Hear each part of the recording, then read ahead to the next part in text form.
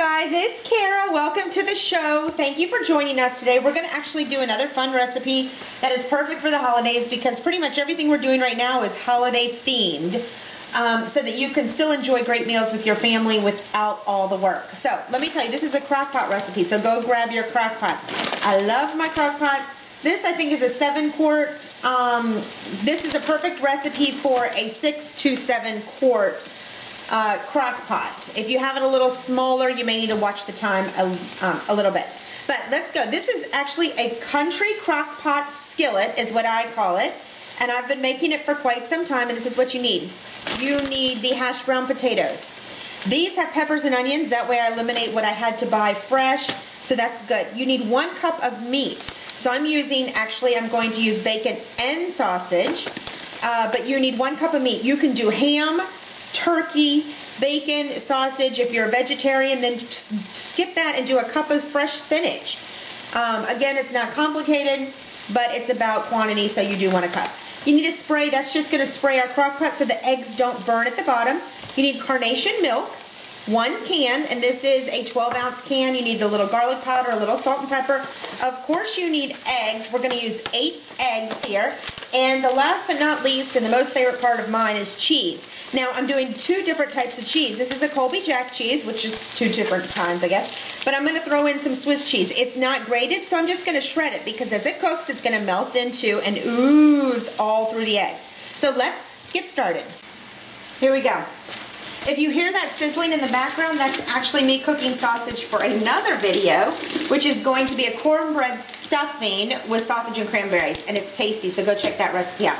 Now we've got our bag in the bag holder, and let's just start from the top. We'll go from the biggest to the smallest. We want our entire bag of hashed brown potatoes. You can use the squares or you can use the shredded, it does not matter. Again, I added the one with the veggies in it. If you don't have the veggies, because this has the peppers and onions, you need a 1/2 cup of peppers and onions. A 1/2 cup of onions or a 1/2 cup of peppers, or split it up. But a 1/2 cup of some sort of vegetable in here. Now we're going to put these right in here. We're going to go ahead and add the 1 can of carnation milk. That is 12 ounces. It's a bigger can. Just going to add that right on top. Now these hash browns are still frozen, so if you're adding hash browns maybe fresh, you just want to remember to adjust the cooking time, because yours is probably going to cook about an hour before mine will. Now we're going to add the bacon, which I'm doing a 1/4 cup of bacon, these little bacon bits, and then I'm going to add a 1/2 cup or 3/4 of a cup of the sausage. So let me put this right in here. That's it. And I love this. So you have fresh bacon, you can do fresh bacon instead. It really is up to you. Now we're going to do about 2½ cups. And I say about because really if you've got my recipe book and you're following it, it says 3 cups of cheese, 2 cups of sharp cheddar, and a cup of Swiss. But I don't think I need that much, because my recipe is also for 32 ounces of hash browns. So 2½ cups is fine unless you love extra cheesy, and if that's the case, then go ahead and add that extra cup or a 1/2 cup. But we've got 2 cups there, and we're going to do about a 1/2 cup of Swiss. Again, I'm just going to slice it because I do not have it shredded, and I was looking in my fridge going, oh, I want to make this recipe, but I don't have the cheese. And this is where, again, cooking is not complicated. You tweak it to fit your family. If you don't like Swiss cheese, use Monterey. If you don't like Monterey, then just use sharp, whichever works for you so that it's nice and tasty. All right, I'm going to set this aside. Now we are going to get the garlic powder, salt and pepper. We're just going to shake, shake, shake, shake, shake, shake. Now I know you're going, oh, you forgot the eggs. Well, I haven't done the eggs yet. I'm going to do those last because it's the messiest part. And that way I can wash my hands, turn it off, and throw it in the crock pot. So while this is sitting here, I want to remind you, spray your pan. And I know that I talk fast, but you guys don't have time to listen to me. And you want good food fast, so that's why I talk fast. Hey, if you want me to talk slower, write it in the comment. Hey, talk slower. Anyway, I just sprayed this. This is an olive oil spray so that it won't stick to my crock pot.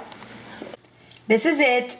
Getting ready to pop the lid on it so I can start cooking it. And I wanted to show you, one, how pretty it looks. When it is done, it's going to taste fabulous. But I just poured it from the bag, and I wanted you to get a close-up of this country breakfast skillet. see it in about 2.5 hours. This is it finished. It is done cooking in the crock pot. You can see that the edges start to get a little brown, but the center is still yummy and moist, and it's actually all yummy and moist. So I'm going to cut it and put it on a dish and show you what it looks like served. That's it. Served on a dish, ready to go. So guys, I hope you enjoyed this Crockpot Country skillet, and visit us at facebook.com/tlfamily and tell us all about it. And don't forget to don't miss our blog at todaysliving.net. Thanks so much. See you soon.